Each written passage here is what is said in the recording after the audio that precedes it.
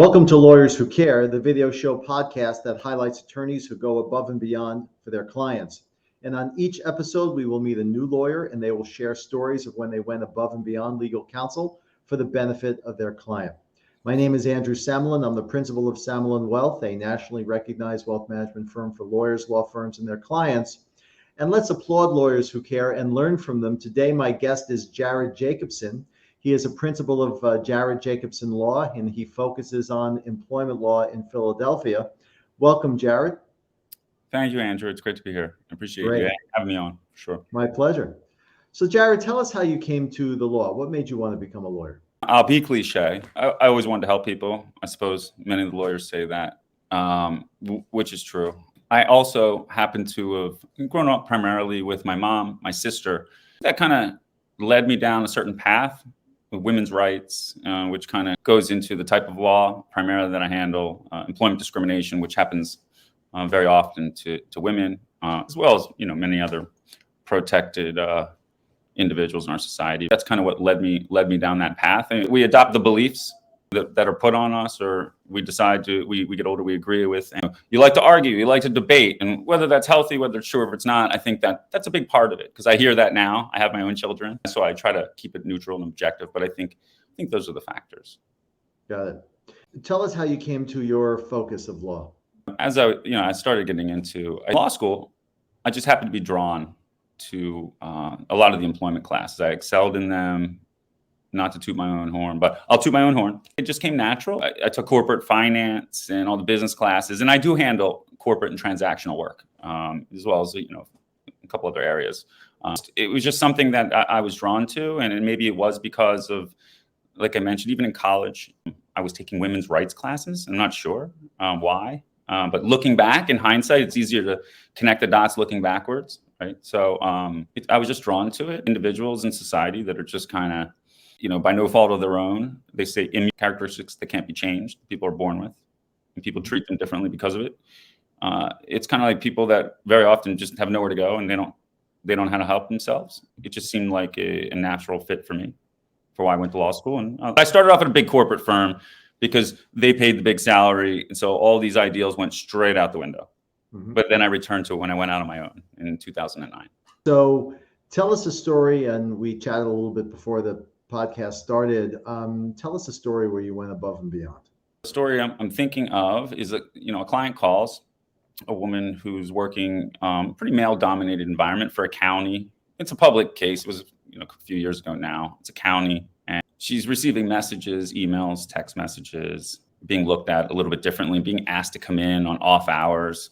She wears a uniform. I don't know how much we give away, but she's feeling uncomfortable, and she's telling us these stories, these messages that are being sent to her. At the time, I was handling it through a partnership I had with Jacobson and Brooks, who Frank Brooks we're still partnering in a couple cases. Anyway, so I say, send me the information. She sends these emails and texts, and you're like, I don't know the age of your listeners. Penthouse Forum, if you can imagine. I'm not shouting them out. It's just more of a reference point. Stories, pages and pages of what her boss, right? And this guy, mind you, is an elected official, which changes things in a government organization. You can't just get rid of somebody like this. Mm-hmm. Even if they wanted to, they couldn't. Interesting dynamic. So it's not your typical employment discrimination. So you're required to file at the Equal Employment Opportunity Commission. I won't comment on that. They probably said no discrimination, no cause finding. We wind up filing it, but they didn't want to negotiate at any point. And these messages are explicit. You walk in, I'm watching you. This is what I'm doing. I'll stop there. This is PG rated or G rated. Mm-hmm. And but she didn't know what to do. I joke about it, but these are serious, because this is every day. They go to work, right? They didn't want to negotiate. The other side, usually it's a civil case. There's no criminal allegations here.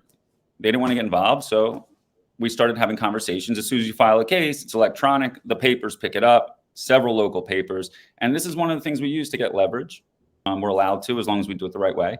It turns out, because we publicized the case, which is, sometimes the clients don't want to do that. And it's understandable, because they don't need people knowing about their business, but what else are they going to do? They need some type of help and protection. Long story short, if that's possible, some senators, representatives, Congress people from the state came in, started applying pressure also, and eventually this guy resigned. Of course, the county assumes no liability, right? Even though they have an obligation to make sure these things don't happen and to take action when they do, and they just didn't. So she wound up getting a settlement of X amount of dollars, and she was satisfied with it. I wasn't satisfied. My partner wasn't satisfied, not because of the financial reason, just because this guy had been there forever. She's not the first person this has happened to. And you have this defense counsel just like, we don't know what you're talking about. But she was satisfied with the result. And you helped her, and she had no place to go, and you were the factor that brought this to a conclusion.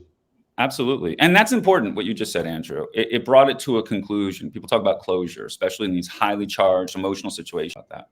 Definitely brought it to a conclusion for her. And she had some money, because in these cases, there are damages. If you lose your job, there's actual real pay, back pay, or front, whatever we call it. There's real damages, money. And then there's emotional distress, which in this case, it weighed on her a lot.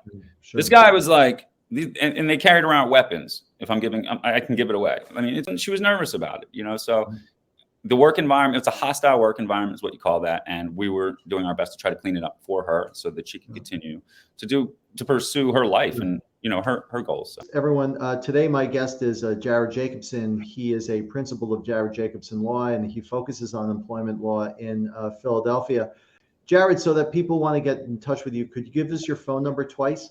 I can. So my telephone number, the best number to reach me, is 917-856-6167, which is 917-856-6167. And LinkedIn, I think it's Jared A. Jacobson, but I'm out there. So. And they can find you, and your web address if you have one?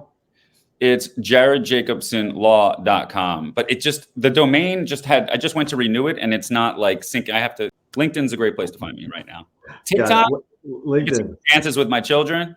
And Instagram, it's out there. But so everyone, thank you for joining us today. Again, my guest, Jared Jacobson, he gave us some of his social media telemetry before. He's the principal of Jared Jacobson Law. And I'd like to thank you for joining us with the Lawyers Who Care podcast. If you're an attorney or know one that might be appropriate for it, please reach out to us at info@samalinwealth.com. Thank you, everyone, for joining us. And Jared, thank you again for joining us today. Thank you, Andrew. To you and your team. It's been wonderful. Appreciate it.